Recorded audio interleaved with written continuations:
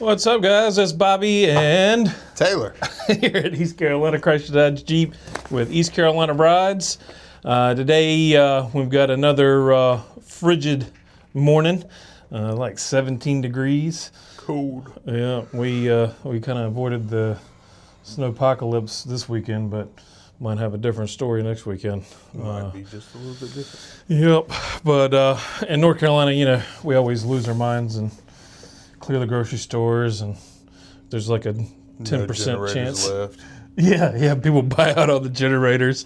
The bad thing for us is that a lot of times insurance companies end up not allowing you to add insurance, if they do the state of emergency thing or, those sorts of things. But hopefully that doesn't happen this weekend.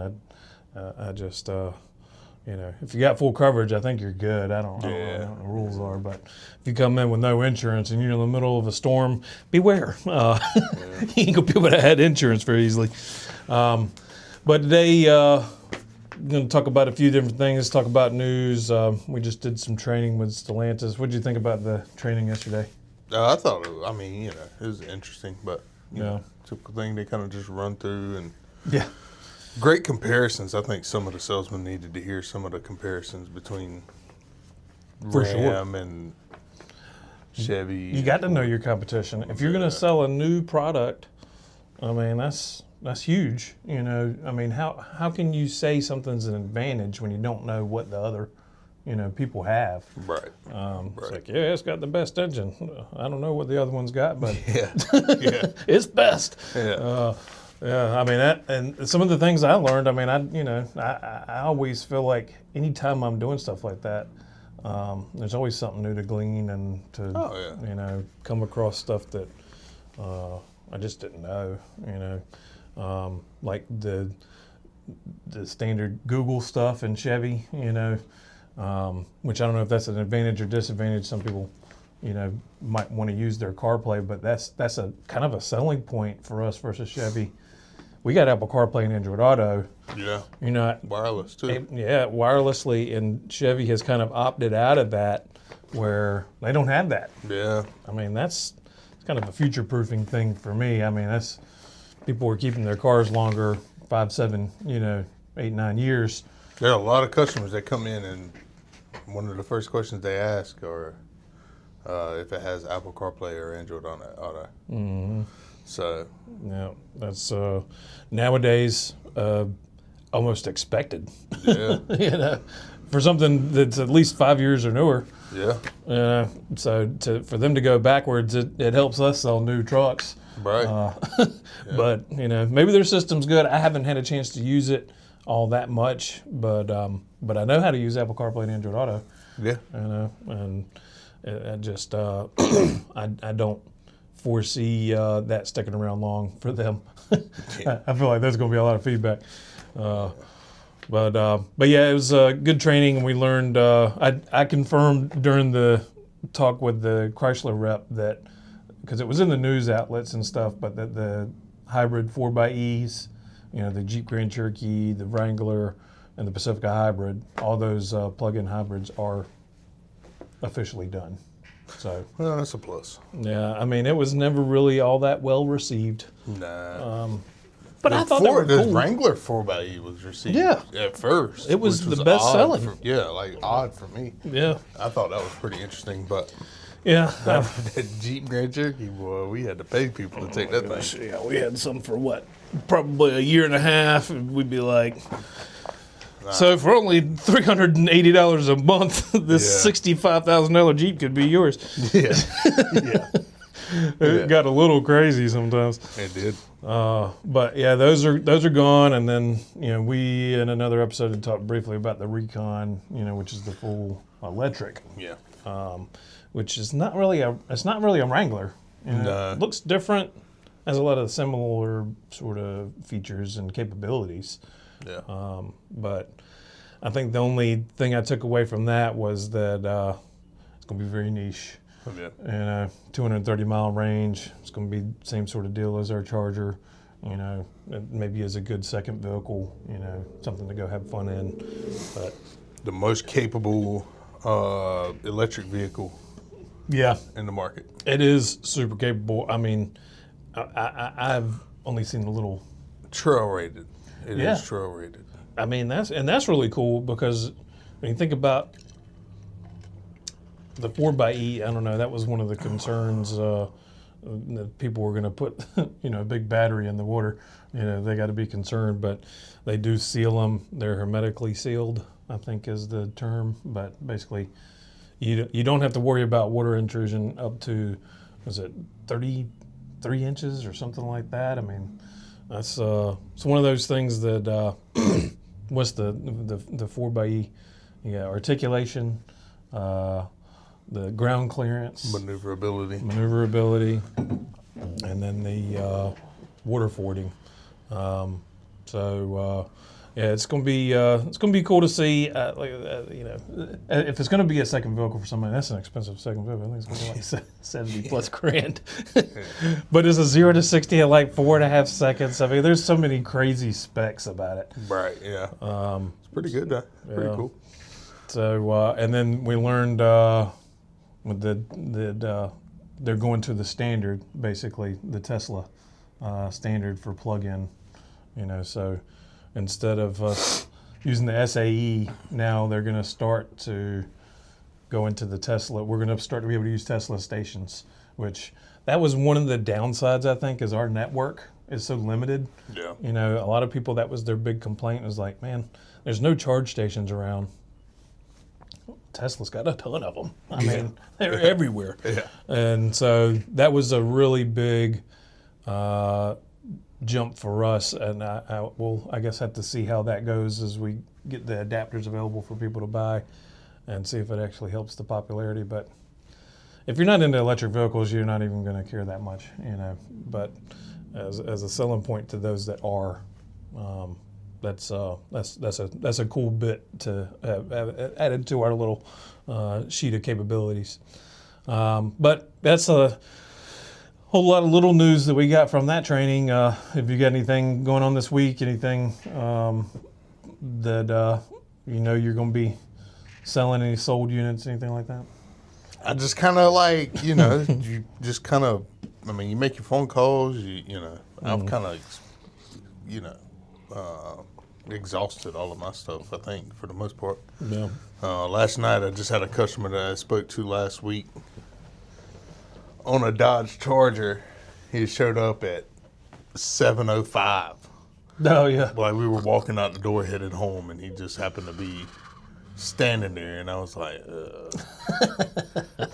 So I went and spoke Thanks to for him. coming in. Yeah. Appreciate you getting here. Went and spoke to him for about 10 to 15 minutes because I think they were inside with a customer waiting on a test drive or something. So Brian and them didn't even notice that I was out there. But I was just like, hey, how's it going? Spoke to him and, yada, yada, yada. Did you end He up just closing the deal? happened to come back yesterday and showed up out of the blue. Okay. Well, that's So good.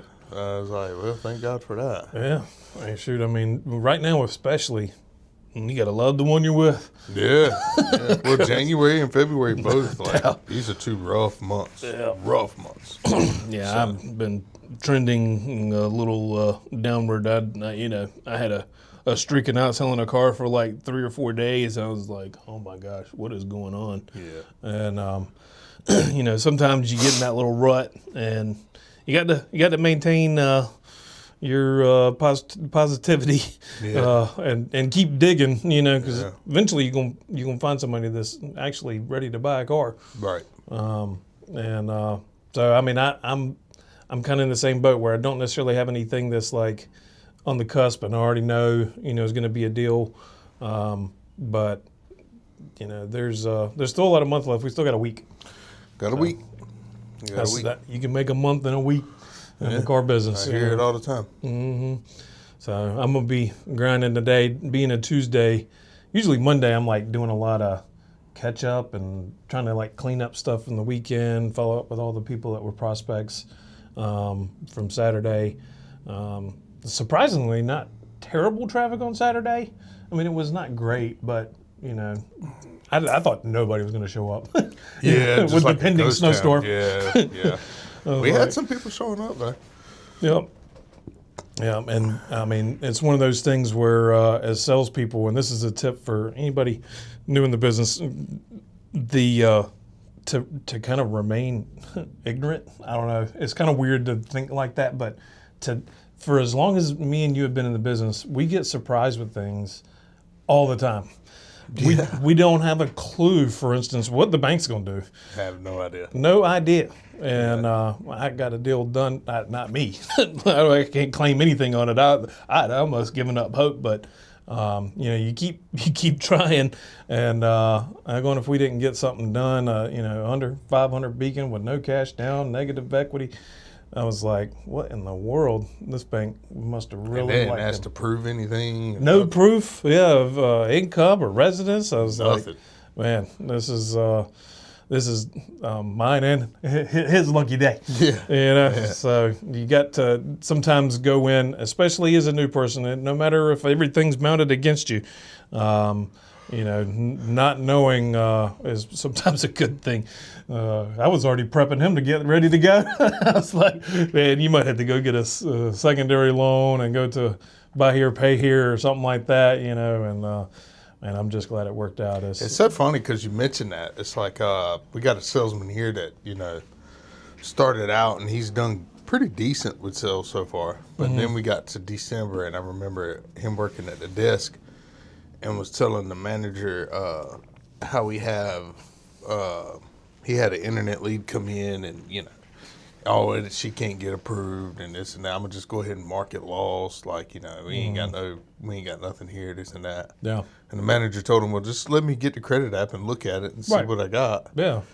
And ended up getting the lady approved, and had him call her in. She ended up coming in and buying the car, but that guy was like ready to hang it up without even finding out any information. Right. It was just like, it don't make sense, because he had one 10-minute conversation with her. Yeah. I've had customers that tell me, oh, my credit, it might be all right. I might be okay. They'll lead off with, you ain't going to be able to get me done. Yeah, it sounds like it's like the worst situation in the world. And then you end up pulling their credit, and they're a 750, 800 beacon score. They have no clue they're that good. Yeah. As far as credit goes. Right. Yeah. So. And it's one of them things that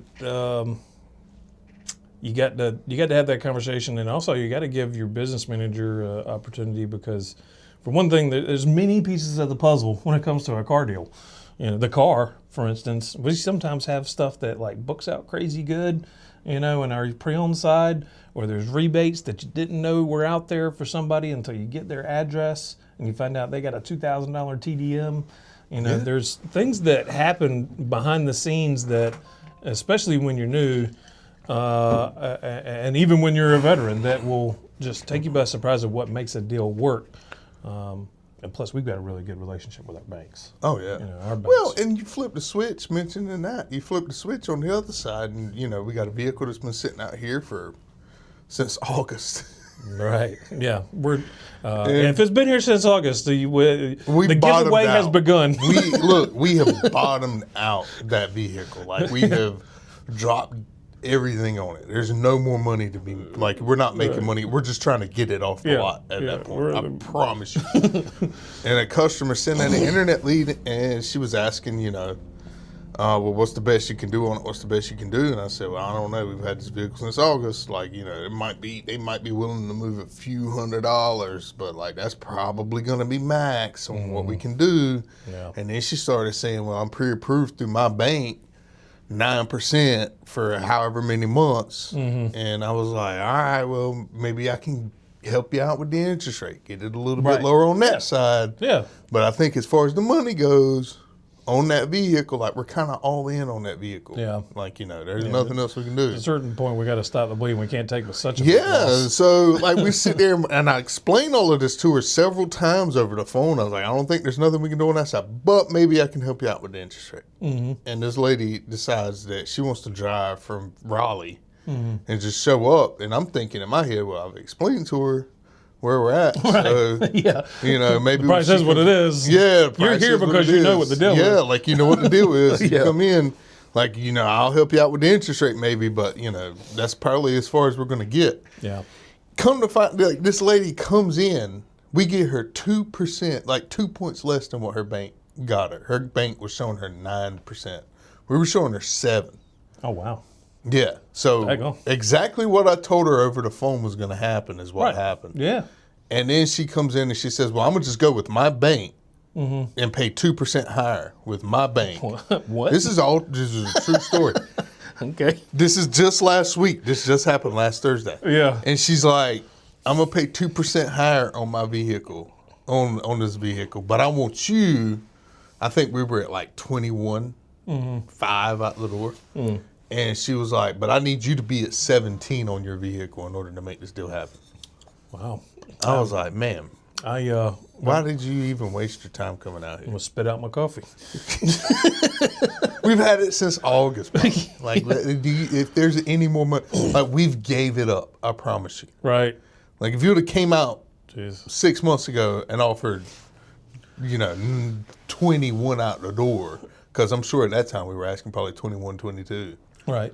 Yeah. Maybe we could have had a deal. Yeah. Yeah. But you came out. If we could see the future and knew we were going to take such a loss on it, probably wouldn't have even then. Yeah, even then we wouldn't have done it. Yeah. We're banking on hope. Man, that's a Toyota RAV4. I can hear Ed now. That's a Toyota RAV4. Man, we just don't have problems in the vehicles, TJ. We just don't have problems. That's crazy. I mean, that is.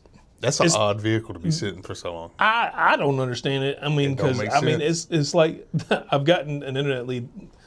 Somebody behind me or in front of me, somewhere in the dealership, got another lead on that same RAV4. Everybody wants to steal that RAV4. They want to throw out a number that makes no sense. And Well, that lady could have threw that number out over the phone, and I could have told her, like, hey, we're good. Like, we don't. No. well, I think the problem is, especially on Toyota, I've noticed this. And it's like when you go to somewhere like Car Gurus, there's no checkbox for like an XP package. There's no place in some of these book values that people are getting their idea what that number should be. Right. Because Car Gurus is notorious for that. They don't have all the options selectable, even though they're a package that does cost money from Toyota or from whatever dealership. It's not like an aftermarket edition, but I've noticed that one in particular, the XP package, which looks great. Yeah. Blackout, got the... That car's clean as a pin. Like, it's so clean. It I is. washed it before she came. I was like, I'm going to make it shine. Yeah. I went out and hand washed it myself. There you go. Like the whole thing, dried it off, put tires, vacuumed out the interior, everything. Yeah. I was like, this thing is gone. Yeah. Like, we got a deal here. She knows what the deal is. Right, if she's coming from If that she's far. coming from an hour and away, Man. and she's Some people gonna just say- got time to kill. man, like, you can't make it make sense. Like, it wild. just don't make. She situations burned like that. enough gas to make the deal. Yeah, dude. Like, Makes- and she was driving a 2002 Toyota Tundra. Wow. Yeah, like, she just She made spent it $100 make in no fuel sense. just to get here and get turned She down. watched a couple of TikTok videos and was like, I'm going to offer some ridiculous offer. I know they're going to take it. Or Right. they're going to call me when they leave. No, we're just going to make you mad on your way out. Oh my gosh, man! You would think they maybe they're hoping we feel bad, but we that's a don't money feel thing. We bad, don't have any dude. control over how much we're going to sell these for. Sometimes it's behind the desk, but I told no her matter that- what, $2,000, $3,000, I told her next stop for this vehicle was like the auction. right? Like, that we're not. Yeah, we'll get out of it, and not lose but so much. Yeah, like, we're not losing that much. Yeah, But it'll be auction Yeah. time. it's I don't understand why that vehicle's still sitting there. no, it don't make any Another sense. part of the car business that just don't make sense. Like, you get vehicles in and you're like, man, this is a prime piece. Mm-hmm. Like, we're going to sell this thing. It's going to be gone like that. Yeah. And it'll sit for like 2 or 3 months. Well, case in point, we do eventually just move on from a vehicle, that Nissan Sentra that we sat on for quite a while. Yeah. We wholesaled it. And it makes no sense. Why It we was sat on that one? a great deal for somebody. Yeah. It was like under 20 grand for a year-old vehicle with only Yeah. 12,000 miles. Yeah. I mean, it's one of those things that I don't know. Maybe we're failing at selling the value, but that's something that was actually a talking point on the outline is selling value. It's harder sometimes when you got a vehicle like that. Right. Nissan Sentra is not really our product, so I can get why maybe somebody, even me, is not keen on really touting the features of what a Nissan Sentra has to offer. but the perceived value is what makes a deal. You have to exceed the price. That's exactly right. And and that's a challenge. But with pre-owned vehicles, especially in today's market, it's more of a challenge, I feel like, today than it was. But look, people get emotional about stuff. As much studying as someone does, as much, training and all that they can do at home and research and everything. Hey, we're humans. There's still the emotional side to why people purchase cars, and I think that's what you got to make someone love something. Yeah. And that's how you sell cars. Yeah. You got to making them feel love. it, drive you walk it, out experience there, it. Yeah, man. You walk out smell there it. and just kind of like laxy daisy and your attitude's off and, jacked up or whatever. Oh, yeah. No, you ain't going to have enthusiasm when you're projecting that anyways. No. You might be feeling that way, but as a salesperson, you do kind of have to mask it. You got to be an actor on the stage, and sometimes you got to fake it till you make it. But I remember first getting into the car business, I would go up there and have arguments with the manager. We would just be going back and forth about whatever, just something, and then turn right around and go back to the customer with a smile on my face. Just flip the switch. Well, sure. Yeah. I'm back to it. Hey, I got great news. I'd be in there battling with them about, man, we got to make this deal or whatever, You didn't part that car right. Yeah. And then turn around and, hey guys, how you doing? Welcome to East Carolina Car Specialty. It is wild how you have to develop that ability. Man, to flip the switch. It's the most insane thing. That's it's crazy. Yeah. But it's a part of the car business. It is a part of it. Yeah, you got to. I think if you're going to be successful, I think it'll always be a part of it, man. It's like you arguing 1 second and then you turning around and you laughing and cutting up the next. Yeah. You got to have you a can do short. that, you can be a decent salesman. Yep, have a short memory. Short, extremely short. You could just have the worst experience with a customer, but make the deal or not, and Kick them out. You got you got a fresh person that wants somebody that's going to give them a great experience waiting for you the next time around, and if you don't deliver, I mean, there's probably 100 dealerships in Greenville or around Greenville. Yeah. Keep in mind though, there's not that many bad consumers. No. There's not that many consumers. Most people are reasonable. Most people are reasonable. Most people understand. Most people, want to buy a car and, et cetera, et cetera, et cetera. Yeah. The problem with, I think, most customers or salesmen that happens is they end up getting a customer that's not great, hard to deal with. Right. And then, that one is so big in their face that they forget. And I'm bad about this. That bad experience is so big and it clouds their thoughts. They forget that not everybody's the same way. Right. Not everybody is difficult to deal with. Not everybody needs you to roll out a red carpet or whatever. And if you do need to roll out a red carpet, that's fine. I get that. But some people you just can't please. Yeah. There's some people that you just cannot please. I don't care. Somebody told me when I first got in the car business, your happiest customers will be the ones you make the most money off of. Your maddest customers or meanest customers or whatever are the ones that you don't make a dime on. You make no money on them. Spend the most amount of time for the least amount of money. You spend more time with that customer, you make less money with that customer, and they are just not happy. They're not going to be. They're going to give you a 1 on the surface. Yeah, no doubt. Yeah, that's something that you got to be, and why we have the role that we do of trying to give everybody a red carpet experience, but it's mostly, I think, matching somebody's energy. You know, if they come in and they're going to have a sort of stereotype in their mind of what they're walking into when they meet a salesperson. But we've got to sort of unwind that stereotype and the stigma that comes along with it. And that's the part I kind of enjoy, because you get to know the person, and they get to know you, and it becomes a relationship over the course of whatever time they spend here. Sometimes it's a long time. It could be a 3 or 4 hour process, but not usually. It's usually an hour or two, that you spend at the dealership. Depends on the finance manager. Yeah, well, Could be 5. I mean, that and the banks or, whatever. There's all kind of contingencies. But, yeah, I mean, you could spend Quite some time. You could spend quite some time. Most of it waiting. But I think that in general, that amount of time is enough to develop a relationship with somebody that nobody else in the sales world, I feel like, has an opportunity to do. Right. And it's a unique opportunity because, that is your chance to not just sell yourself in a car, but also sell the potential for referrals. Yeah. You're going to have repeat business. Yeah. You're building a book of business just because you know how to treat somebody right and to give them an experience that's memorable. A delivery, I think, is super key. That's the last thing, that they remember about you is how you either went over the vehicle or, made the process easy for them.